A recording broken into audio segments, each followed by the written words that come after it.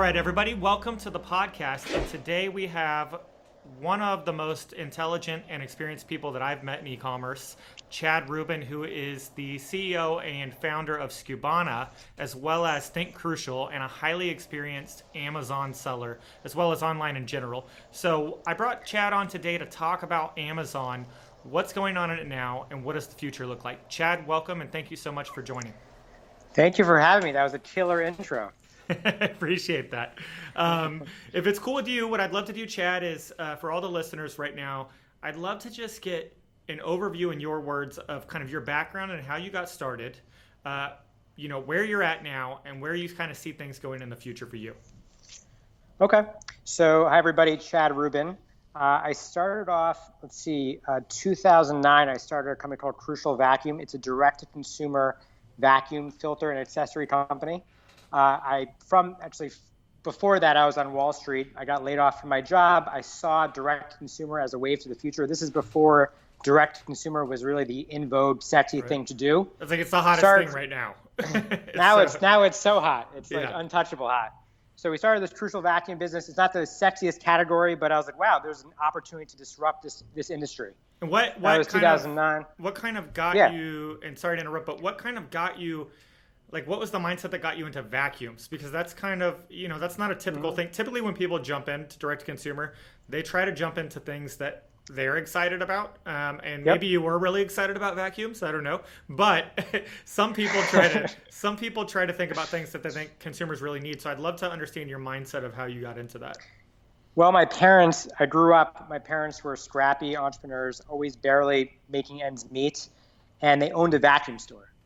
And so I was on Wall Street covering internet stocks. My parents had a vacuum store that was going out of business. And I said, Mom, Dad, you need to be selling this stuff on the internet.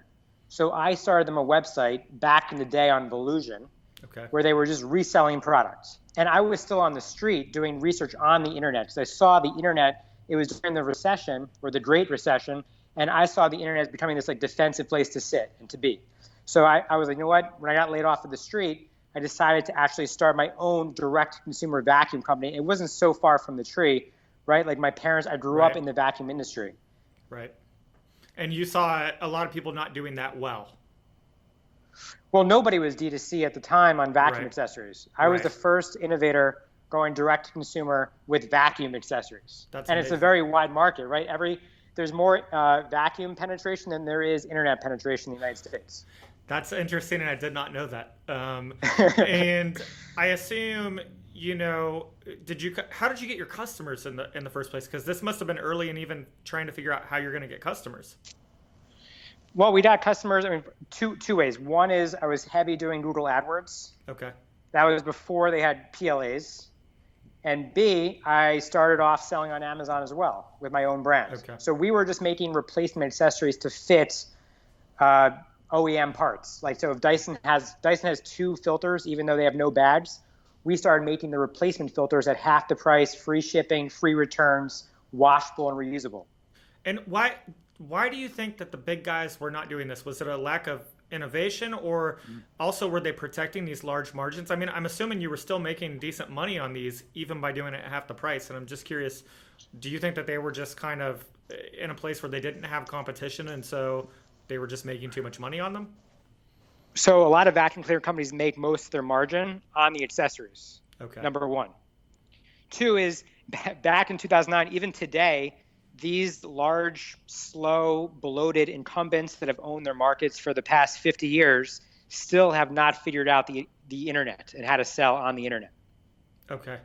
And at this time, what percentage of your sales were Amazon versus web? Maybe it was like 70% Amazon. Okay. And this is 2009. This is 2009. Wow. And so when you saw that, have you put a focus more into going direct to consumer to increase your margins, or is Amazon still very much a part of your business? So number one is I consider selling on Amazon the way that I'm doing. I still consider that's direct to consumer because I don't sell to them. I sell on Amazon as a seller. So I still call that D2C. But right now, Amazon's about 50% of my business. And if you think about it, for every $2 that's spent on the internet today, $1 of it goes to Amazon's pocket.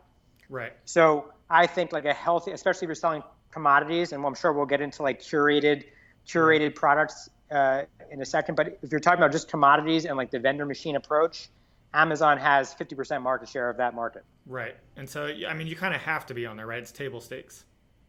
Yeah, I mean, you're not relevant if you're not on Amazon and you're selling Right.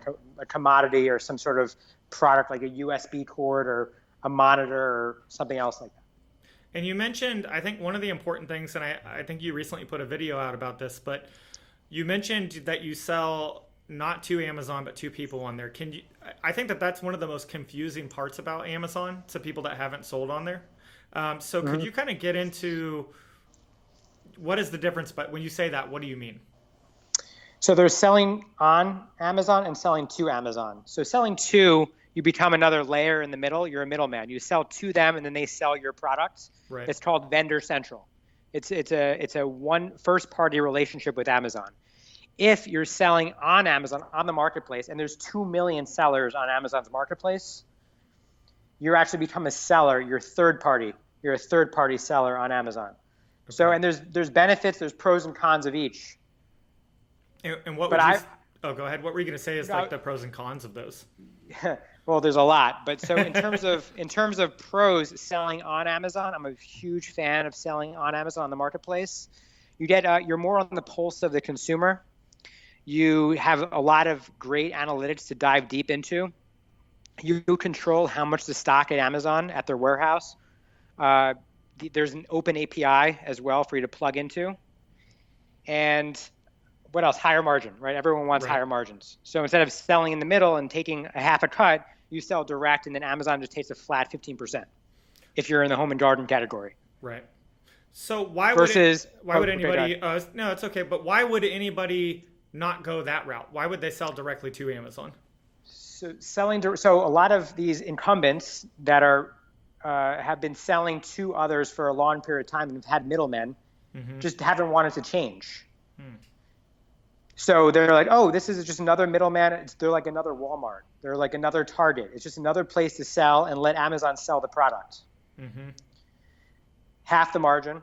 And also they're scared to sell direct because it's channel conflict. That scary word of channel conflict. We don't want to disrupt our Mm-hmm. revenue that we've had for the past 50 years.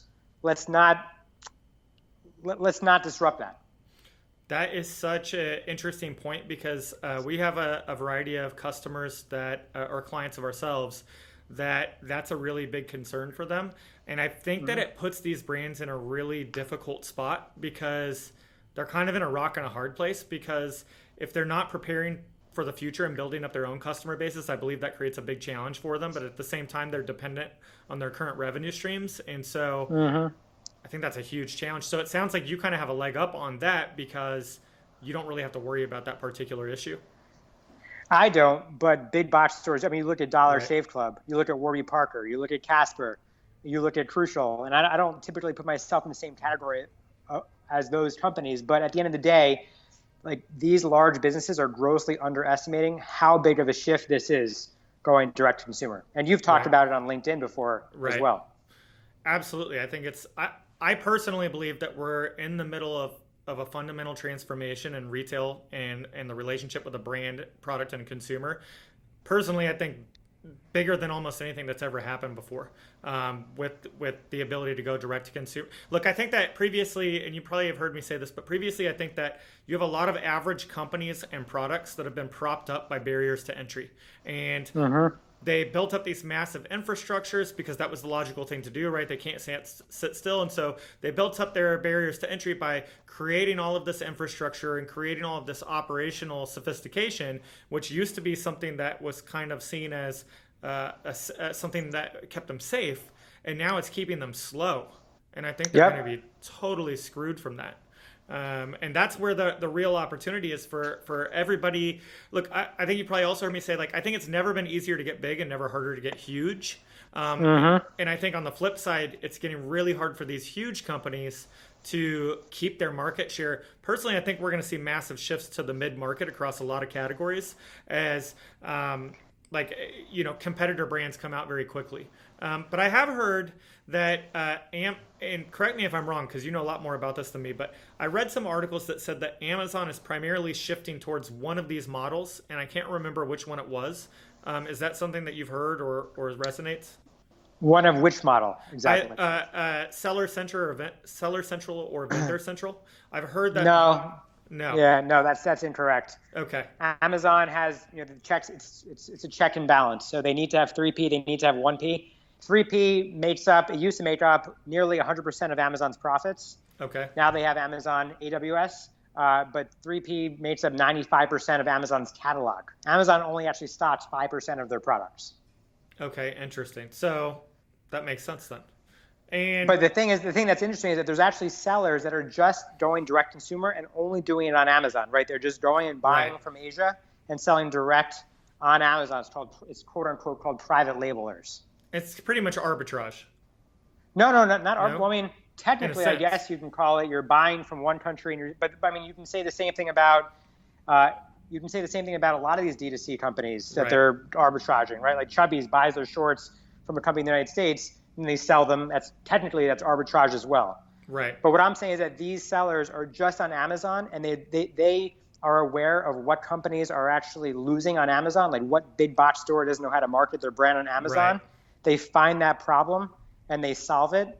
They realize that they're not even on the pulse of the consumer because they're so bloated, like you talked about. They're so bloated, and boom, they target those products. Interesting. And do you see these as a lot of independent guys or bigger companies that are kind of doing this across a lot of different products?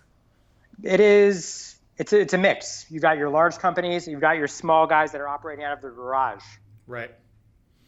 And let me ask you this. This is where I think it gets really interesting because, we're talking about some good stuff right now that I think a lot of people have talked about, but you have seen so much, I think, not only from your own product catalogs and what you've done in your efforts, but also you're a pretty plugged in guy in the industry and you have a lot of clients that work on this type of work. What are the real ways that nobody's talking about, maybe some people are, but that people are screwing themselves and not doing things right? On Amazon or on Amazon even. Where is it that people are getting into this or are trying or why do you think that you have such a stronger understanding or you've done a lot better job than a lot of these people? What are the biggest mistakes these people are really making? And I think across industries, there's the kind of things we talk about generally, but I even know with my own clients on D2C, et cetera, there's the things that I keep seeing people do over and over. And I'm like, why are you doing this if you would just make this other decision? Is there anything like that resonates with you or stands out? I think not building a quality listing that's optimized and built to convert on Amazon. I think that's one of them. It's like a big mistake if you don't spend a lot of time building a quality listing on Amazon. So like a lot of these vendors just sell to Amazon and Amazon will say, okay, this is a yoga ball, right? And that's all they write in the title, yoga ball, and that's it. And they put 2 photos up and then they have a really boring description that says made in China, and that's it. And so one of the things that Amazon looks for is how's your conversion rate? How's your engagement with your page? And if those people go to the buy box, to that gold box on the right-hand side of Amazon's page, and they buy, Amazon will reward you in the algorithm. Okay. So I think that's a big rookie mistake is that people just think that they can just throw it up on Amazon and not care. But they should really be focusing on the content, like the calorie of the content that they put on Amazon.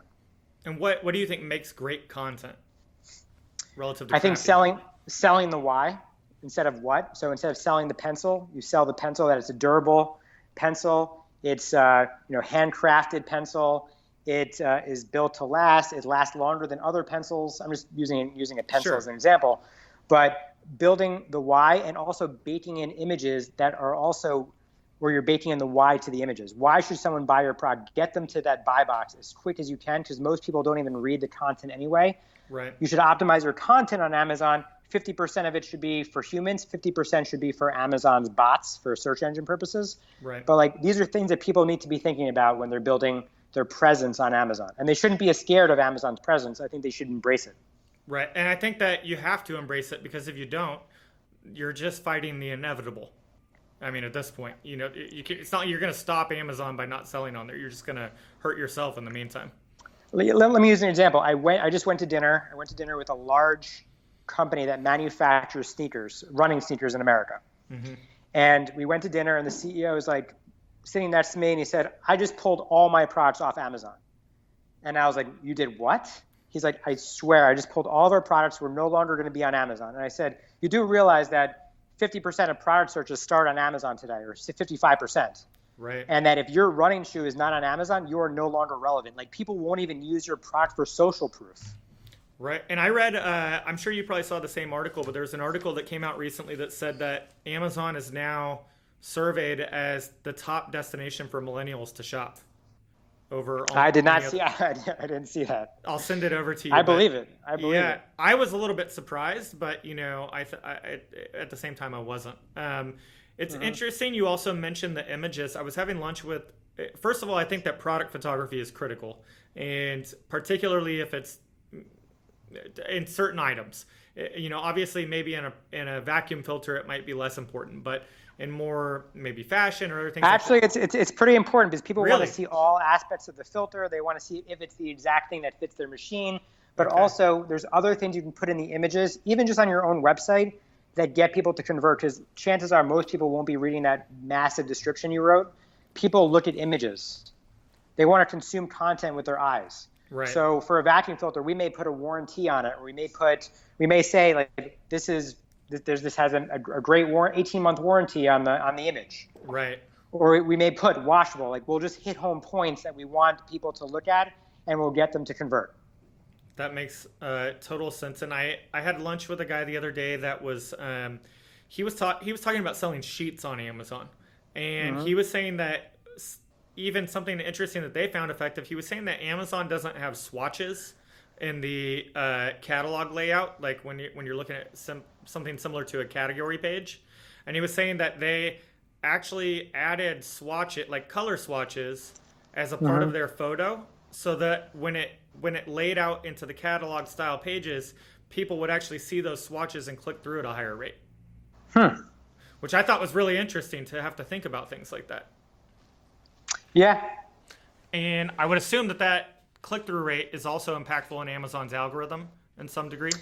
It's the engagement, how people are engaging with your listings. Are they looking at the reviews? Are they looking at the images? Are they maybe even adding to cart or adding to the Amazon wish list? Right. All these things matter. It's almost like a new form of SEO, it seems like. It is, but Amazon changes like everything so quickly. Like what happened 6 months ago, or what we used to do a year ago, or even 5 years ago, is all expired. I think that's actually what keeps me interested in just e-commerce in general, is that what you learn in e-commerce expires 6 months later, 3 months later. Yeah, I think that rate is only increasing. I think 10 years ago you could manipulate Google for kind of a while by buying a bunch of spammy links and those types of things, but a lot of those things I think are kind of going out the window because it changes so fast. So yeah, here's an example, right? So people were paying for they called it incentivized reviews. They would give away a product to get a review, and then they would say at the end of the review, this is because this is a fair and biased review, and we received the product in exchange for this review. Amazon abolished that, and it changed the entire game on Amazon. Then people were like, oh my God, how am I going to get traction on Amazon now? What am I going to do? Right. So Amazon launched sponsored ads. Now you have to pay to play to get traction on Amazon. And by the way, that's probably more revenue for them as well. Yeah, I mean, so Amazon in their quarterly earnings, they have a separate section called Other, which I'm pretty sure the other category is sponsored ads. It's almost, I think it just hit $1 billion. That's pretty crazy. One thing I always like to, it's interesting you say that as well, because one thing I always like to point out to people is people talk about Amazon versus other retailers like, Target or Walmart or whatever. And even the Walmart versus Amazon kind of war going on right now with Jet joining them and whatnot. But I think that a big component people are forgetting about is that even, let's take the marketplace away, Amazon, their core earners aren't even their marketplace. They're literally they could lose money on every order and still make more money than their competitors because of monetizing their infrastructure. And that's something that I think is pretty crazy that people don't really think about, is how much ancillary revenue they're kind of generating from these other paths. I think that's interesting. Yeah, they productize everything. Absolutely, which is genius, by the way. It's helped them obviously move forward. So I've also heard a lot of people that I've talked to, and I know very little about Amazon. That's one of the reasons I was so excited to speak with you. And I also wanted to kind of get your opinion on things of what I hear from other people. And one of them is that one of the difficulties on selling on Amazon is not only are you continually pushed on margin and price, but also the pressure you have on customer service and to keep people happy from getting a bad review, not just trying to get those other good ones. And I'm curious how that's affected you or how you've managed that. So if you sell to Amazon, they push you on price. If you sell on Amazon, you own the buy box. You set the price. I think it's a very, very important distinction. It's a critical distinction. It's subtle, but it's very, very critical. Right. When you own the buy box and you don't have resellers, right? You get rid of your resellers that are on Amazon. And you take control of your buy box. You not only double your margin, you control the price, and you don't have to have that erosion that you experience when you're selling through Vendor Central on Amazon. That's the first thing. Oh, go ahead. I was going to answer the second part of your question. So I actually love the standards that Amazon forces me. Like, they actually make me a better seller. Right. They force me to actually answer customers quicker. They force me to do free shipping. They force me to have an amazing return policy. I read Tony Hsieh's book, Delivering Happiness, same thing, right? They leveled up the game, and I needed to actually meet their standards. And I think that if you meet Amazon standards and you can provide that on your own website, I think that's a part that a lot of these big bloated companies are forgetting to do, is being just as good at Amazon at every single aspect of your customer support, your return policy, and your shipping policy. That's the way you're going to win right now. So at the end of the day, all it's doing is improving the experience for the consumer. And basically, if people aren't hitting that, they're kind of whining and complaining about not living up to what they should be in the first place. Yeah, but it forces me to offer that on my own site. Right. I do free shipping, no threshold, free shipping. Right. I think crucial. Right. That makes sense. And speaking of the kicking other people off, another issue I've seen a lot of people have is they won't even be selling on Amazon, and they've never intended to or on, yet their products are being sold on there by a ton of other people. How do you get people to not sell your own branded products on there? So you can complain through, Amazon has certain channels you can complain through where you can report infringement or people that aren't authorized to be selling your product. But if people are putting your products on Amazon, let's just say I know someone that's actually buying from IKEA and selling on Amazon, or even if we take a look at like a really interesting eyewear company that's natively off Amazon, people are actually typing in their brand into Amazon and searching. Right. So you can take your favorite brand that you know is not on Amazon, type it into Amazon's search engine, the A9 search at the top. And when you start typing, you'll see it actually will start to pre-populate itself, which means that people are actually going to Amazon and searching that product. Right. So one is you need to control your brand. Two is you can report it to Amazon. Three is if people are searching on Amazon, don't fight it. I'm telling you right now that you will lose if you're going to fight it. But here's the other thing that I think it creates. I think it actually creates more competition. So if you're not on Amazon and people find that that's a problem that needs to be solved, you're creating your next competitor. So why not just own that market from the onset? Right. That makes total sense. So, okay, here's one for you. If you were thinking about launching a product on Amazon right now, one that's not in the category you're in, what do you think is going to be is really hot or is going to be really hot as a category to jump into?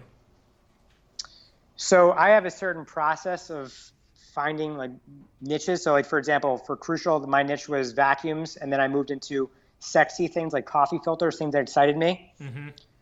And then with Skubana, right, we solved the problem. We couldn't find ops software that automated our business. We built Skubana. So I try to take problems and solve them. That's like where I try to come from always. Right. And so the one way you can find products and figure stuff out is that Amazon is this massive database of reviews. Right. Some are positive, some are negative. And so I encourage most people when they're buying, they always go to the negative reviews to buy, but I go to the negative reviews to actually see how I can improve on the process. What are things that people hate? What are things that people are absolutely like just are complaining about that you want to solve? So one of the coffee filters that we started making that was stainless steel, the original OEM filter was a bleached white paper filter that you throw away.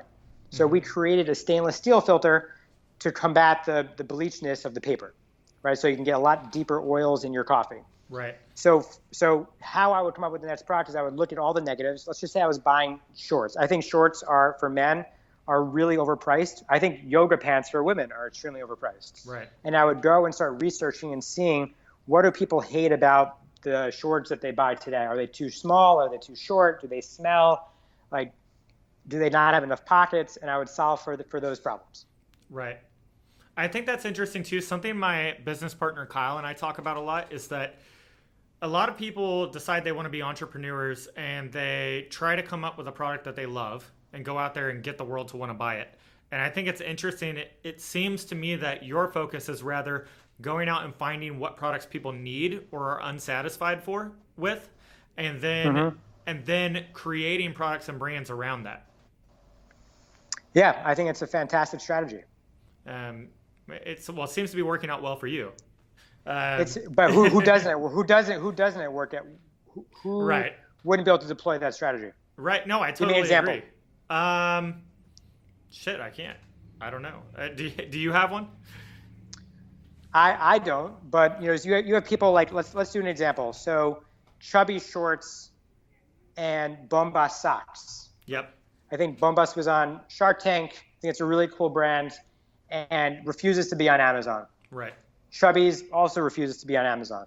So do I think Chubby's could benefit? Absolutely, because people want to buy shorts. However, it's a very curated type of product. Right. However, on the Bombas, on the socks, which I love, by the way, I rock their socks like on the daily. Nice. They refuse to be on Amazon, and people go and buy a lot of socks on Amazon. So they're missing a ton of eyeball share on Amazon. And I do think they solve a really massive problem, which is comfortable socks. Right. Is there any product you wouldn't, is there any circumstance in which you wouldn't sell on Amazon? So I don't think Chubby's needs to be on Amazon. Okay. I think that's a great example. But I think Bombas should be. I think if you type in Bombas right now into Amazon, let me just do it real quick, into the search bar, BOMBAS, it's the first thing that comes up, and they are nowhere to be seen. And guess who is being seen, right? The people that are their quote-unquote competitors. Right.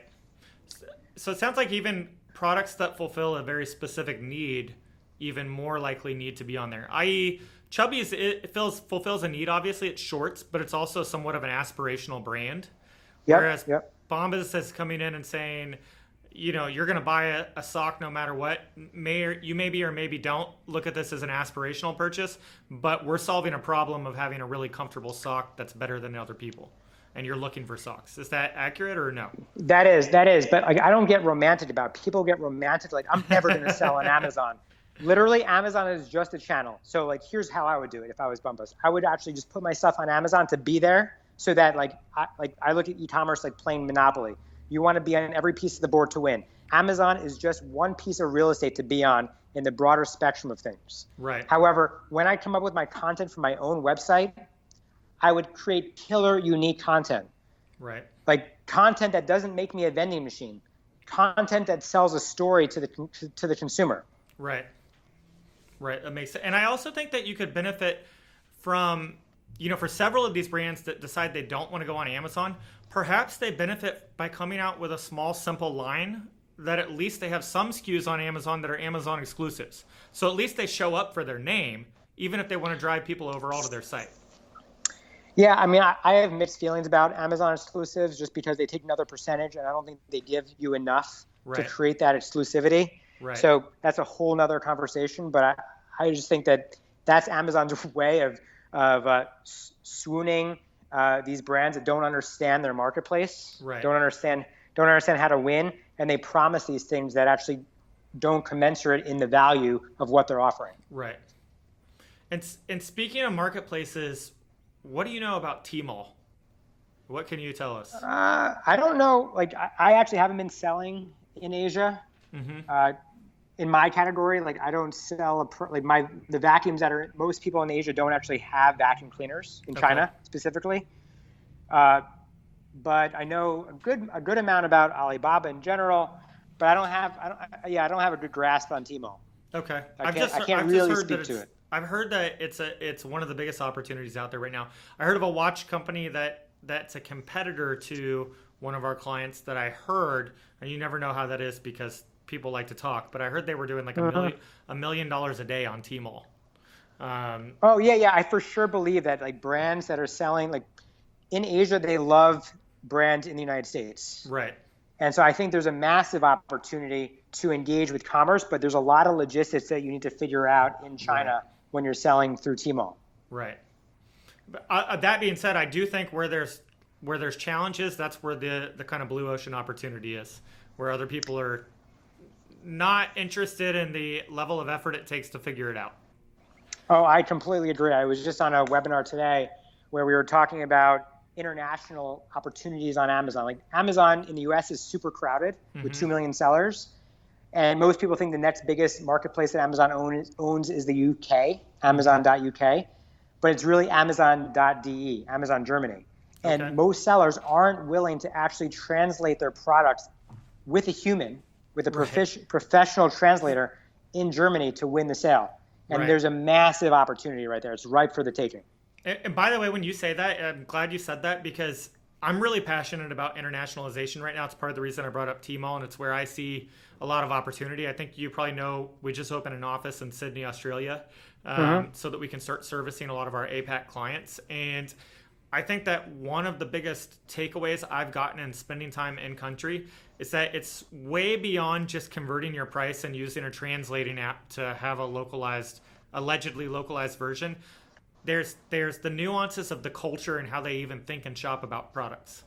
And I think that you have to have somebody in culture that understands beyond just switching the language, how those consumers in that market think about purchasing a product, because the value propositions may be totally different than what you would have in the US. Yeah, I concur. Absolutely. And when I first started in Amazon Germany, I used a robot to do my translations, and the translations were very, very far off. Right. And it's some gaps for sure. And like I had been talking with a guy that runs e-com for a large international fashion retailer, and he was saying, interestingly, even like let's say within Latin America, and there's different countries that speak Spanish, you can't just simply translate to Spanish from somebody in Mexico and expect it to be the same just because it's the same language for people in other countries that speak Spanish. They think about products in a different way and talk about it in a different way. Almost, I guess you could call it dialect, but I don't know. I think that's important to dig into. Even with America 1.0, the UK, the word vacuum cleaner here, they don't call vacuum cleaners there. They call them Hoovers. In America, Hoover is a brand. Right. That's really interesting. And is that something that you had to learn a lesson in on there as well? Oh yeah, of course. I'm still learning lessons. And what was the impact when you first recognized, hey, something seems amiss in these translations, and then you made a change? What was the impact of that? Oh, much higher conversions. I'm still actually figuring out so logistically, I have to figure out I have a warehouse now in Ireland that does all my pick and pack. So we pay for our shipments in euros, right? And my pick and pack process in euros, but then we still reap the benefits of selling in pounds, pound sterling. But there's so many of these other things to think about, like VAT compliance, logistics. I'm still learning every day of how I'm going to win internationally, and I haven't even gotten to China yet. Right. Well, I love that you're on the world domination tour. Because that's what I appreciate in people, taking it to the next level. Funny thing is, though, I'm actually focused on U.S. domination with our software, Skubana, versus I talk to a lot of sellers, and I think that also helps me improve my own operation. Right. Yeah, absolutely. I think that, that's a big part of me having an agency is learning a lot about the market through working with other people. And, that can only benefit from my own initiatives in e-commerce going forward. So we talked a lot about Amazon. Tell me about your thoughts on the other marketplaces. What's worth it? What isn't? Do you think that these other marketplaces have a chance against Amazon? The only company right now that I see has a chance is Walmart. And so Walmart opened up their marketplace to everybody in early 2016. They had about 150 sellers at the time. And they've scaled now to, I think, over 10,000 sellers. Okay. Still represents only 1%, roughly, back to the envelope math, of Amazon's marketplace. Right. But it's growing tremendously. It's my third biggest channel for me. So Amazon's number one. My second is my own website, my own shopping cart, and third is Walmart. So I think Walmart theories of who I think could become massive competitors to Amazon, but they are my predictions. Right. So do you think it's worth it right now as a seller to do that? Or do you think it's better to focus 100% right now on getting Amazon to work, being that that's where the largest opportunity is?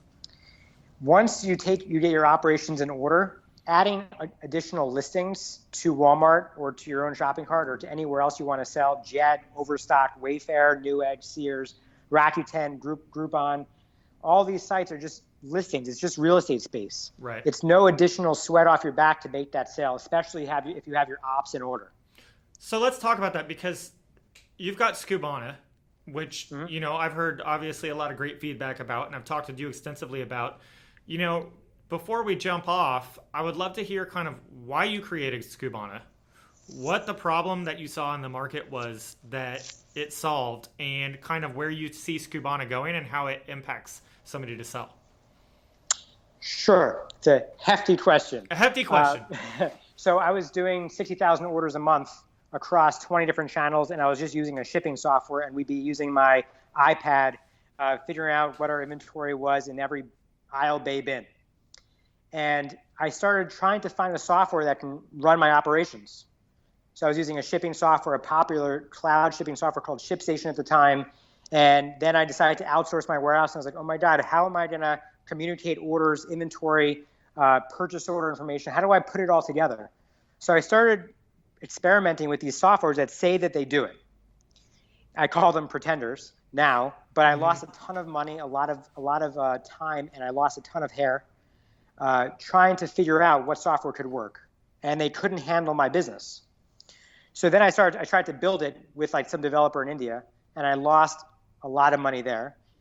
And a buddy of mine that I went to college with was like on the tennis court and met my co-founder and partner DJ and told him about the problem. And he thought, like he told me I'm the top 500 Amazon seller. So he thought he was going to come to my warehouse and see cranes. He arrives and he's like, I want to see the cranes. I want to see the robots.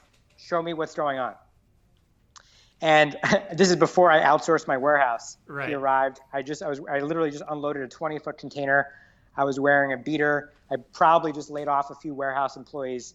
And I sit down and I was like, so this is the warehouse. It was like piles of boxes everywhere, like everywhere. It was a mess. It was a jungle. So he thought that I was just crazy when I told him about my problem, that I was selling on all these channels and marketplaces and I need one unified place to run my business. And he was like, there's got to be something else that's out there. So we went on all these demos, and then long story short, he's like, wow, there's a massive opportunity here. Like there's a major problem. There's no one source of truth to diagnose your business because you're using a separate inventory software, you're using a separate shipping software, then you still need a 3PL software, then you still need to put spreadsheets together and make it all work. And that was how Skubana was born. That's amazing. And how many clients are on Skubana now? If you can say. Yeah, we're approaching 4 digits, but for us, it's not about the quantity of sellers, it's the quality. So we support high volume, high performance sellers that are selling. They can just be selling on Shopify Plus, or they can be selling across many different channels. But yeah, we're an ops platform that puts it all together and has a two-week deployment cycle. Right. And it seems like, which is incredibly fast, by the way, and you already have the connectors built, but it seems like a big part of it is also exactly what you're talking about. Not just like managing your inventory, but really giving you the ability in a much easier way to sell across many different channels. Yeah, I mean, that's how it started, was unifying all these. So when you sell something on Amazon, it deducts off Amazon, but then you update the rest of the channels, Jet, Walmart, Shopify, etc. Right. But then we started expanding on it. So one example is I've automated my entire business. I run a $10 million business with 2 employees. Right. 2 employees. I looked at That's my amazing. revenue per employee ratio. And so we've automated the purchasing decisions. So now instead of having somebody mine through, I have 757 products, 3,000 listings across 20 channels. And so instead of having someone dig to see, okay, what's your sales velocity? When do we need to order? How many do we need to order? Based on the lead time, based on the price, Skubana will actually create a PO awaiting your approval with a nice little bow on top for you. Right. And that's got to be pretty impactful to the business. Obviously, you said you got 2 people running that. And I think it's all done with algorithms. Right. So to wrap up, because I've had you on here for quite a while now, and I appreciate the time. Of course. Going away from this, biggest piece of advice that you've got across the board, just the number one thing, if you're talking to people that are at, because I think that there's a ton of businesses, at least in my world on Shopify Plus, doing $2-3 million a year. If you could give your biggest piece of advice to break that $10 million mark or to hit that, what would that be? So I think with the barriers to entry being softened tremendously just because of globalization and everything that's happening and the purchasing behavior of buying from Asia or even actually manufacturing in the United States. But I think what people are missing right now is that they're going to need new products. They're going to need new innovation because there's this product death cycle that happens. After 3 or 6 months, people copy you. You need to keep on innovating. Mm-hmm.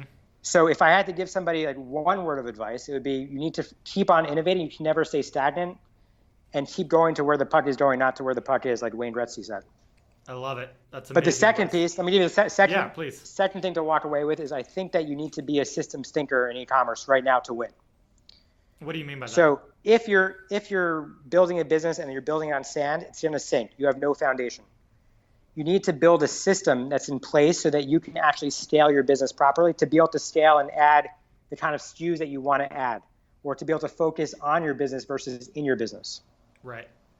So you need a system. You need to have processes in place. You need to have operational documents. You need to have a solid foundation. You're not going to just be able to wing it in 3 to 6 years with just a shipping software to run your business. Right. It's not going to cut it.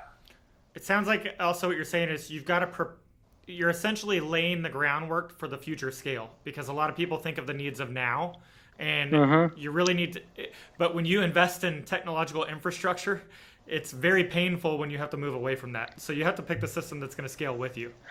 For sure. Completely. So awesome, man. Well, I appreciate it so much. I know how busy you are, so I appreciate you coming on, and look forward to, are you going to Unite? I'm considering it. Oh, come on. You got to be there. It's going to be good. Are you going to be there? I will be there, waiting for you. Awesome. It's on 420. It's on a very popular day here on the East Coast. Yeah, definitely in San Francisco. So. All right, I'll awesome, consider man. it. All right, I appreciate it so much. Have a good one, Chad. All right. Thanks. Bye.